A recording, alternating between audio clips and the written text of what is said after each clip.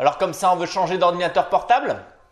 La nouvelle génération de cartes Nvidia est sortie pour les PC, mais quand va-t-on la voir sortir pour les ordinateurs portables? On parle de tout ça après l'intro. On a un décor un petit peu différent aujourd'hui parce que je ne peux pas tourner dans mon bureau, donc j'espère que ça vous ira.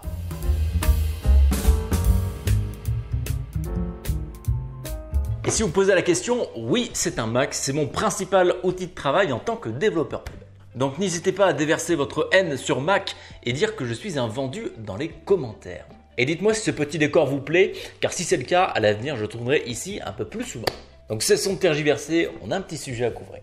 Et donc à quand la série RTX 3000 sur ordinateur portable? Aujourd'hui on ne dispose pas d'informations à ce sujet-là, c'est un petit peu trop tôt pour en parler au niveau de Nvidia, mais par contre on va pouvoir ressortir des statistiques pour voir à peu près nous quand est-ce que ça pourrait sortir. Par contre je vous le dis tout de suite, ces laptops ne vont pas sortir rapidement. Il va falloir vous armer de patience car il va falloir attendre plusieurs mois. Si l'on regarde les générations précédentes, les RTX 2070 Super, RTX 2000 et les GTX 1000, on constate ce genre de choses. Une annonce des GPU mobiles a été faite 3 à 7 mois après l'annonce des GPU desktop, avec une petite moyenne à 4,5 mois. Et en général, il faut attendre 1 à 2 mois suite à cette annonce pour pouvoir avoir les premiers PC portables équipés. Donc l'estimation se porterait du coup sur février-mars, une annonce de la part de Nvidia, et mars-avril, des premiers PC qui sortent au commerce. Mais il se pourrait que cette génération ait un petit peu de retard par rapport à nos estimations. On l'a vu sur le lancement des 3080 et des 3090, Nvidia lance sans stock et dans l'urgence. Ce qui veut dire que Nvidia fait beaucoup d'efforts en ce moment pour produire et acheminer des cartes aux consommateurs. Et c'est quelque chose qui peut potentiellement venir empiéter sur le développement des puces mobiles. Tout dépend vraiment de la structuration interne de Nvidia. Est-ce que les ressources entre le mobile et le desktop sont bien partagées ou est-ce qu'ils ont des ressources en commun? Mais bon, généralement, dans ces périodes-là, on sait que les protocoles sautent un petit peu et que ça devient le sbeul pendant quelques mois. Il y a aussi la pandémie mondiale qui pourrait venir mettre son petit grain de sel là-dedans et rajouter un petit peu de retard encore. Mais ça, malheureusement, ce n'est pas des choses que l'on contrôle. Il est donc fort probable qu'on voit les PC portables sortir en mai plutôt qu'en mars, comme on l'a prévu. Je sais, c'est dur d'encaisser, mais we feel you les gamers nomades, we feel you. Mais pourquoi ça prend autant de temps de créer une version mobile alors que le GPU reste le même? Eh bien en fait, le procédé n'est pas si simple. On va devoir prendre les mêmes puces qu'on a sur desktop et devoir les transformer pour qu'elles correspondent aux contraintes des ordinateurs portables. La première, c'est un châssis tout petit avec un airflow quasiment inexistant. C'est simple, regardez simplement un ordinateur portable. Bon, mauvais exemple, on est dans le cas d'un Mac, mais on est loin du volume d'une tour. Hein. Et puis ça reste simple à tester. Hein. Je peux mettre ma tête dans un PC, mais dans un PC portable, c'est un petit peu plus compliqué. Ne me demandez pas pourquoi je mets ma tête dans les PC. Qui dit place limitée dit refroidissement limité. On va pas se le cacher, les PC portables ont énormément évolué dans ce domaine-là. Ils sont capables de faire un excellent travail quand on prend en compte un petit peu leur format. Mais par contre, ça ne remplacera jamais les 3 ventilateurs qu'on retrouve sur les cartes, ainsi que le système de refroidissement qui est aussi gros qu'une brique. Ça, on pourra pas... Il y a donc un gros travail thermique à fournir par Nvidia pour trouver le juste milieu entre performance et chauffe. Pour compenser les points précédents, Nvidia va devoir travailler sur le TDP de ses GPU. Si vous ne savez pas ce que c'est qu'un TDP, c'est un chiffre qui vous permet de savoir la puissance de refroidissement nécessaire pour un composant informatique. Ce TDP est quand même difficile à trouver. S'il est trop haut, votre machine va chauffer et les performances de la carte graphique vont être réduites pour ne pas trop chauffer la machine. Et s'il est trop bas, eh bien les performances seront décevantes par rapport à ce qui est attendu au niveau du PC.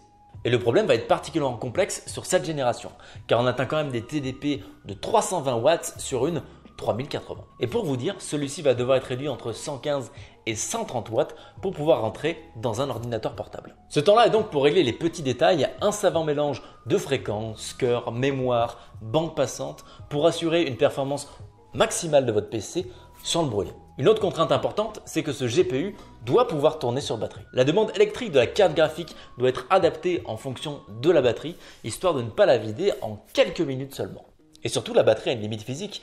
Elle ne va pas pouvoir nous donner plus de watts que ce qu'elle peut nous fournir en sortie. Et comme il y a énormément de batteries de différents niveaux, eh ben, il faut s'adapter un petit peu à tout le monde. Donc c'est quelque chose qui va être assez compliqué à faire, surtout pour trouver un juste milieu. Pour que votre PC ait des performances de haute voltige, tout en restant à des températures correctes. Je ne vais pas pouvoir tourner la vidéo parce qu'elle a fait pour un... En parlant de performance, il ne va pas falloir s'attendre à des choses qui sont équivalentes au desktop. On reste tout de même sur des puces qui sont mobile ici. Avant de commencer, on va faire un petit point sur les cartes mobiles Nvidia parce qu'il en existe deux versions. La première, la version mobile, c'est la version classique qu'on retrouve dans beaucoup de PC. Elle aura un TDP assez élevé pour de bonnes performances. On va aussi avoir la version Max-Q qui est un TDP plus raisonnable que la version mobile car elle est destinée à être utilisée dans des châssis qui sont plus petits ou avec des alimentations qui sont moins puissantes. Et donc forcément, les versions Max-Q seront beaucoup plus limitées que les versions mobiles. Pour les cartes Max-Q, c'est souvent un nom qui porte à confusion parce que souvent Max, on va penser à performance maximale alors que là, pas du tout, c'est plutôt efficience maximale. Et donc elle ne sera pas plus puissante, bien au contraire. Et donc si on résume ça par ordre de puissance, on va avoir les cartes desktop, les cartes mobiles et les cartes Max-Q. It's a fantastic beast. Si on fait un petit comparatif sur la génération 2000 Super des performances entre mobile, Max-Q et desktop, on arrive sur ce genre de chiffres. 20% de performance en moins entre une version mobile et une version desktop d'une 2070 Super. 50% de performance en moins entre une version Max-Q et une version desktop de cette même carte. Tous ces chiffres sont sortis d'une vidéo de Hardware Unbox que je vous ai mis en description si vous voulez aller voir plus en détail. On peut s'attendre au niveau des 3000 des résultats qui sont assez similaires pour tout ce qui est 3070 et en dessous. Par contre, la 3080, c'est une autre histoire. La différence entre une carte 2080 Super et une 3080, c'est 70 watts en plus. C'est pratiquement l'équivalent d'une Max-Q entière. Ce qui va forcément venir creuser dans les performances. Donc pour les 3080, on tablerait plus sur une réduction de 30 à 35% sur les puces mobiles et plus aux alentours de 60% pour les puces Max-Q. Ces chiffres représentent tout de même une perte qui est assez grosse. Il est donc possible que les 3080 ne soient pas aussi représentés que ce que les séries 80 le sont d'habitude au niveau des PC portables. Ou ça, on va le retrouver sur des châssis qui sont volumineux et lourds pour compenser ce TDP. Des ordinateurs portables de bureau quoi.